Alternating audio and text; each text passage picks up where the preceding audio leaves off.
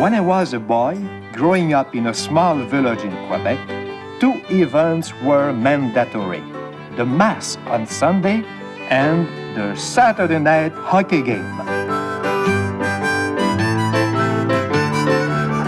C'est l'équipe au Canadien. Blake, Masdell et Richard.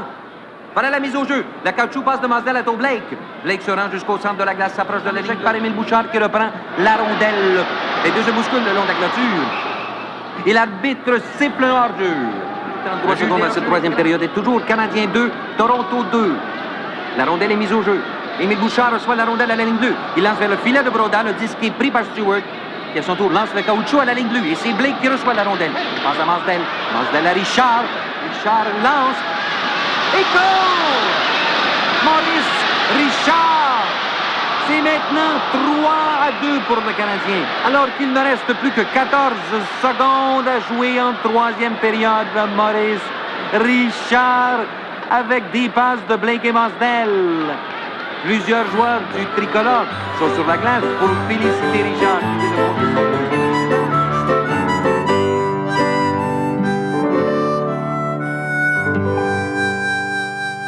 I remember very well the winter of 1946. We all wore the same costume as Maurice Richard did, the red, white, and blue costume of the Montreal Canadiens, the best hockey team in the world. We all combed our hair like Maurice Richard, and we used a kind of hair glue to keep it in place. We laced our skates like Maurice Richard. We taped our sticks like Maurice Richard. We cut his picture out of all the newspaper, and we knew everything there was to know about Maurice Richard.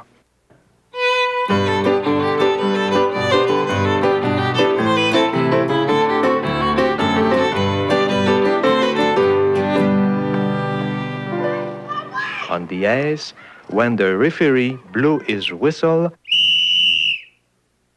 both teams would rush at the puck. We were 5 Maurice Richards, again 5 other Maurice Richards, throwing themselves on the puck. We were 10 players, all wearing the uniform of the Montreal Canadiens, all with the same burning enthusiasm. We all wore the famous number 9 on our backs. How could we forget that?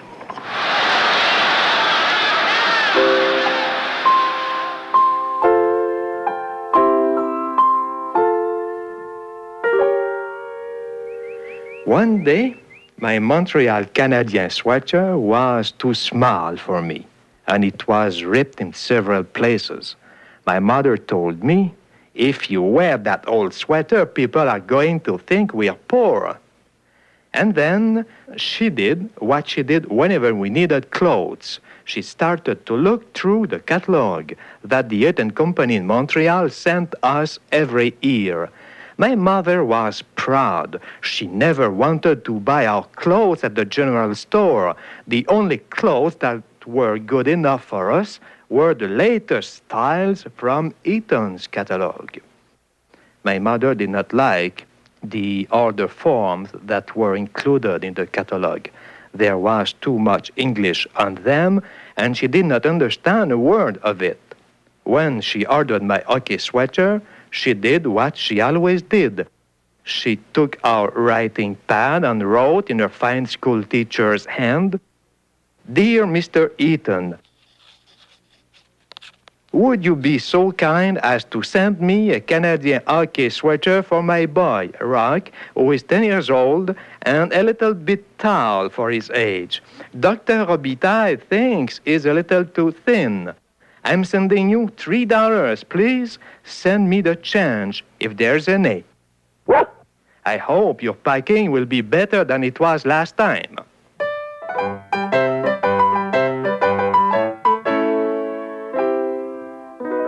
Mr. Eaton answered my mother's letter promptly. 2 weeks after she wrote it, we received the sweater. It was one of the greatest disappointments in my life.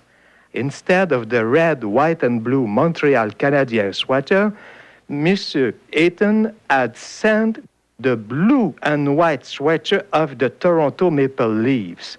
I had always worn the red, white, and blue sweater of the Montreal Canadiens. All my friends wore the red, white, and blue sweater. And besides, the Toronto team was always being beaten by the Canadiens. With tears in my eyes, I summoned up the strength to say, I never wear that uniform. First of all, said my mother, you're going to try it on. If you make up your mind about something before you try it, my boy, you won't go very far in this life. I was crying. I can't wear that. Why? This sweater is a perfect fit. Maurice Richard would never wear it. You're not Maurice Richard. Besides, it's not what you put on your back that matters, it's what you put inside your head. You never make me put in my head to wear a Toronto Maple Leaf sweater. My mother sighed in despair and explained to me, if you don't keep this sweater, which fits you perfectly, I'll have to write to Monsieur Eaton and explain that you don't want to wear the Toronto sweater. Monsieur Eaton understands French perfectly, but he's English, and he's going to be insulted. Do you think he's going to answer us right away if he's insulted? Spring will come before you can play a single game. Just because you did not want to wear that nice blue sweater. So I had to wear the Toronto Maple Leaf sweater. When I arrived at the skating rink in my blue sweater, all the Maurice Richards in red, white, and blue came and looked at me. The referee blew his whistle, and I went to take my usual position. The coach came over and told me that I could be on the second line. By the third period, I still had not played. One of the defensemen was hit on the nose by a stick. It started to bleed, and I jumped into the ice. My moment had come. When the referee saw my Maple Leaf sweater, he gave me a penalty because there were already 5 players on the ice. That was too much. It was too unfair. This is persecution. It's just because of my blue sweater, and out of spite, I crashed my stick against the ice so hard that it broke. I bent down to pick up the pieces. When I got up, the young curate on skates was standing in front of me. My child, you're not going to lay down the law around here just because you're wearing a Maple Leaf sweater. A good boy never loses his temper. Take off your skates and go to the church and ask God to forgive you. Wearing my Toronto Maple Leaf sweater, I went to the church and prayed to God. I asked God to send me right away 100 million moths that would eat up my Toronto Maple Leafs sweater.